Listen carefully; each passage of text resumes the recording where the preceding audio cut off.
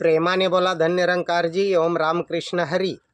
या आपल्या आध्यात्मिक जागृती चॅनलवरती जर कोणी श्रोते नवीन असतील तर त्यांच्या चरणी नतमस्तक होतो, त्यांना प्रार्थना करतो, विनंती करतो की बाबांनो, तुम्ही व्हिडिओ व्यवस्थित ऐकल्यानंतर लाईक करा, शेअर करा, प्रतिक्रिया द्या, कारण तुमची साथ म्हणजे साक्षात भगवंताचा हात.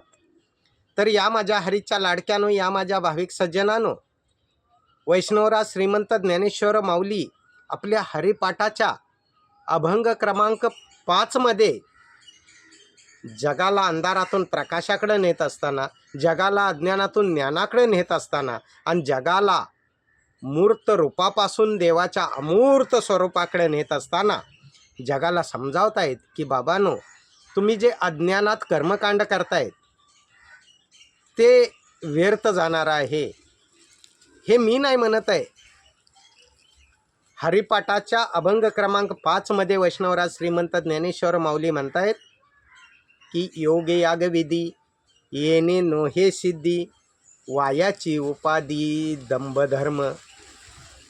योग याग विधी ज्या तुम्ही करताय ना, अज्ञानात अंधारात राहून, योग याग विधी येणे नोहे सिद्धी. सिद्धी म्हणजे ब्रह्मज्ञान, सिद्धी म्हणजे त्या परमात्म्याचं ज्ञान. येणे नो हे सिद्धी, यानं तुम्हाला ते ज्ञान प्राप्त होणार नाही आहे. येणे नो हे सिद्धी, वायाची उपाधी दंभ धर्म. हे वाया जाणारं फक्त थोतांड तुम्ही करताय, असं वैष्णवराज श्रीमंत ज्ञानेश्वर माऊली म्हणतात. दंभ धर्म म्हणजे हे फक्त आंधळ थोतांड आहे, याचा काहीच उपयोग नाही आहे. योग याग विधी येणे नो हे सिद्धी, वायाची उपाधी दंभ धर्म. तर माऊली उपाय सांगतायत. भावे विन देव न कळे निसंदेह. निसंदेह म्हणजे माऊली म्हणतात त्यात शंकाच नाही आहे. तुमच्याकडे भाव असल्याशिवाय देव समजूच शकत नाही आहे. भावे विन देव न कळे, न कळे निसंदेह, शंकाच नाही आहे. भावे विन देव न कळे निसंदेह, गुरु विन अनुभव कैसा कळे. म्हटलंय ना, नेत्राविन न दिसे पदार्थ, मंथनाविन न दिसे नवनीत, तैसा गुरुविन भगवंत कैसा दिसे. म्हणून माऊली म्हणतायत भावे विन देव न कळे निसंदेह, गुरुविन अनुभव कैसा कळे. गुरुशिवाय अनुभव तुम्हाला येणारच नाही आहे. गुरु काय करतो तर आत्मज्ञानानं, आत्मबोधानं, आत्मदर्शनानं, आत्मानुभूतीनं, आत्मसाक्षात्कारानं तुम्हाला अंधारातून प्रकाशाकडे नेतो, अज्ञानातून ज्ञानाकडे नेतो. कारण सद्गुरूचं कामच हे आहे की सद म्हणजे सत्य, गु म्हणजे अंधार आणि रो म्हणजे प्रकाश. सत्य अंधारातून प्रकाशाकडे नेऊन दाखवण्याचं काम हा सद्गुरू करत असतो. म्हणून माऊली म्हणतायत की भावे विन देव न कळे निसंदेह, गुरु विन अनुभव कैसा कळे. गुरुशिवाय तो अनुभव कळणार नाही आहे. म्हणून आम्ही नेहमी म्हणतो की ज्यांच्या जीवनात गुरु नाही, अहो त्यांची भक्ती सुरूच नाही.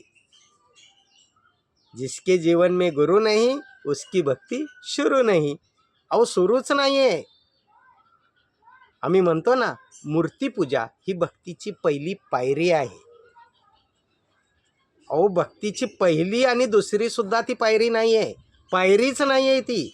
फक्त आम्ही नतमस्तक होतो कारण माझ्या आजोबांनी पंजोबांनी वाड वडिलोपार्जित चालत आलेल्या पद्धतीनं ती देवाची भक्ती जी केली जाते अज्ञानामध्ये, तशीच आम्ही करतोय. ती पहिली पायरी नाही आहे. खरं तर तुमची पहिली पायरी तेव्हा सुरू होते जेव्हा तुम्ही अज्ञानातून ज्ञानाकडे येता, जेव्हा अंधारातून प्रकाशाकडे येता. माऊलींना तेच सांगायचं आहे की भावे विन देव न कळे निसंदेह, गुरु विन अनुभव कैसा कळे. एवढंच नवे तर माऊली उदाहरण देत आहेत. तपे विन दैवत दिदल्या विन प्राप्त. काहीतरी दिलं तर ते दैवत प्रसन्न होतं, प्राप्त होतं. तप केला तर दैवत प्राप्त होतं. पण हे 33 कोटी देवांपुरतं झालं, पण त्याने तुमच्या जन्ममरणाचा फेरा चुकू शकत नाही. तपे विन दैवत दिदल्या विन प्राप्त, गुजे विन हित कोण सांगे. काहीतरी फायदा, काहीतरी हित असलं तर गुजाची गोष्ट, गुपित गोष्ट तुम्हाला सांगितली जाते. अशीच कोण सांगत नाही आहे. तर काहीतरी त्याचा फायदा करून घेतल्याशिवाय तो सांगत नाही आहे. म्हणून माऊली उदाहरण देत आहेत साधं, की तपेविन दैवत, तप जप केल्याशिवाय दैवत प्रसन्न जसं होत नाही तसं तपेविन दैवत दिदल्याविन प्राप्त. काहीतरी समर्पणाचा भाव तुम्हाला दिल्याशिवाय तो व्याप्त असणारा परमात्मा जर प्राप्त करायचा असेल तर तुम्हाला समर्पण देणं गरजेचं आहे. सजदे भी कर दो शिकवे भी कर दो, ये भक्ति का दस्तूर नहीं, भक्ति नाम है समर्पण का, भक्ति में शर्ते मंजूर नाही. आता हे सगळं सांगितल्यानंतर माऊली म्हणतायत, ज्ञानदेव म्हणे दृष्टांताची मात, साधूचे संगती तरणोपाय. माऊलींनी का सांगावं? माऊलींनी अंगारा भंडारा कोंबडा कापाय सांगितला नाही, बोकड कापाय सांगितला नाही. माऊलींनी एवढी तीर्थाटन करा, व्रतवैकल्य करा, योगयाग करा, काही सांगितलं नाही. माऊली तर सरळ म्हणतात, योगयाग विधी येणे नोहे सिद्धी, वायाची उपाधी दंभ धर्म. मग माऊलींनी उपाय काय सांगितला? ज्ञानदेव म्हणे दृष्टांताची मात. आता खूप दृष्टांत झाले, शिकवून झालं. मात म्हणजे शिकवणे. ज्ञानदेव म्हणे दृष्टांताची मात, साधूचे संगती तरणोपाय. तुम्हाला जर 83,99,999 योनीमधून जर तुम्हाला हा जन्म मरणाचा फेरा चुकवायचा असेल, पुनरपी जननम पुनरपी मरणम पुनरपी जननी जठरे शयनम, पुन्हा पुन्हा जन्म मरणाच्या फेऱ्यात जर अडकायचं नसेल तर माऊली म्हणतायत एकच उपाय आहे, साधूचे संगती तरणोपाय. साधूच्या संगती तरणोपाय म्हणजे संतांच्या संगतीशिवाय तुम्हाला तरणोपाय नाही आहे. एवढंच नव्हे तर दासबोधमध्ये पण सांगितलं की जयास वाटे देव पावा, त्याने सत्संग धरावा, सत्संगाविना देवादिदेव पाविजेत नाही. किंवा समर्थ अजून एक ठिकाणी सांगतात की जैने संसारी घातले, अवघे ब्रह्मांड निर्माण केले, त्यासे नाही ओळखिले, तोची पतित म्हणून देव ओळखावा, जन्म सार्थकची करावा, न कळे तरी सत्संग धरावा म्हणजे कळेल. कारण नाही योगी याच्या हृदयी, नाही वैकुंठाच्या ठाई, नाही योगी यांच्या हृदयी, माझे भक्त गाती ठाई ठाई, तिथे मी तिष्ठतो नारदा. मग तो निर्गुण निराकार ईश्वर सत्संगमध्ये, संतांच्या संगतीमध्ये प्रगट झालेला असतो. म्हणून माऊलींना हरिपाठामध्ये सांगावंसं वाटतंय की ज्ञानदेव म्हणे दृष्टांताची मात. आता खूप दृष्टांत सांगून झाले, मात देऊन म्हणजे शिकवून झालं. आता शेवटचा उपाय सांगतो, साधूचे संगती तरणोपाय. तुला जर या बहुसागरातून तरून जायचं असेल त्याच्यावरती एकच उपाय आहे, तो म्हणजे संतांची संगत. तर या माझ्या हरीच्या लाडक्यानं, या माझ्या भाविक सज्जनांनो, तोच माऊलींचा शुभ संदेश आज संपूर्ण विश्वामध्ये संत निरंकारी मिशनच्या सर्वेसर्वा वर्तमान समयाच्या सद्गुरू माता सुदीक्षाजी महाराज अर्थात निरंकारी माताजी तुम्हा मला अंधारातून प्रकाशाकडे नेण्याचं काम करतायत. देवाच्या मूर्त रूपापासून अमूर्त स्वरूपाकडे म्हणजेच निर्गुण निराकाराकडे नेण्याचं काम करतायत, महान कार्य करतायत. या श्रद्धेचा नमस्कार करा आणि आपला यहलोक आणि परलोक सोयीला करा. कारण माऊलीच म्हणताय की ज्ञानदेव म्हणे दृष्टांताची मात, साधूचे संगती तरणोपाय. संतांच्या संगतीशिवाय तुला तरणोपाय नाही बाबा रे.